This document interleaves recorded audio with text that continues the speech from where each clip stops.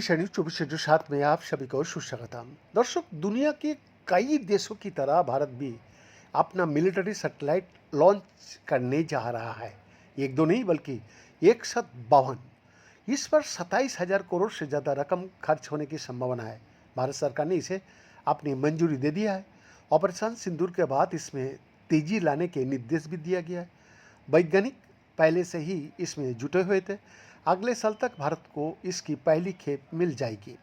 ऐसे में जानना रोचक होगा कि आखिर ये सैटेलाइट अभी तक मौजूद सैटेलाइट से अलग कैसे है, कैसे ये दुश्मन देशों से हमारी रक्षा करता है, आखिर क्या है इनकी खूबियाँ, दुनिया के किन देशों के पास ये सिस्टम उपलब्ध है। असल में मिलिट्री सैटेलाइट ऐसे खास उपग्रह होता है जिन्हें देश की सुरक्षा के लिए अंतरिक्ष में भेजा जाता है। इनका मुख्य काम दुश्मन की हरकतों पर नज़र रखना, खुफिया जानकारी जुटाना, मिसाइल या अन्य हमले की जल्दी पहचान करना और सेना का भी सुरक्षित संचार बनाए रखना है। ये सैटेलाइट्स बहुत एडवांस कैमरा, रडार और सेंसर से लैस होता है, जिससे जमीन, समुद्र और आसमान में हो रही हलचल का रियल टाइम डेटा मिल जाता है। ये तब भी काम करेगा जब जमीनी नेटवर्क ध्वस्त हो जाएगा, मतलब तीनों सेनाओं में आपसी संवाद हर हाल में बना रहेगा। दुश्मन की तरफ से हरकत होने पर मिलिट्री सैटेलाइट अलर्ट भेजता है, सांकेतिक तस्वीर।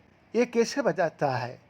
मिलिट्री सैटेलाइट दुश्मन की हर तरह की गतिविधियों की निगरानी करता है, जैसे कि बॉर्डर पर किसी भी तरह का मूवमेंट, मिसाइल लॉन्च या अन्य जमावड़ा। अगर कोई मिसाइल दागी जाती है तो इनके सेंसर तुरंत अलर्ट भेज देता है, जिससे सेना समय रहते जरूरी सुरक्षा कदम उठा सके।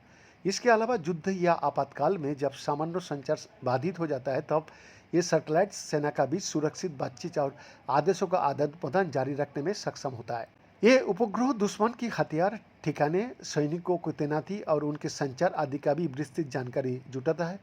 इस डेटा की मदद से भारतीय सेना अपनी रणनीति बनाने में और भी सक्षम साबित होगी। किसी भी संभावित हमले के लिए तैयार वो लोग रह पाएगी। इस सुरक्षा ढांचे में कई सैटेलाइट्स मिलकर एक साथ काम करता है, जिससे निगरानी, संचार और चेतावनी का पूरा सिस्टम ज़्यादा मजबूत बनता है। इस तरह जैसे ही ये सिस्टम देशों को मिलेगा, भारत का सुरक्षा ढांचा और मजबूत हो जाएगा। भारत सरकार ने पिछले साल अक्टूबर में इस महत्वपूर्ण परियोजना को अपनी मंजूरी दी थी। इन्हें स्पेस वेस्ट सर्विलेंस फेज 3 कहा गया है।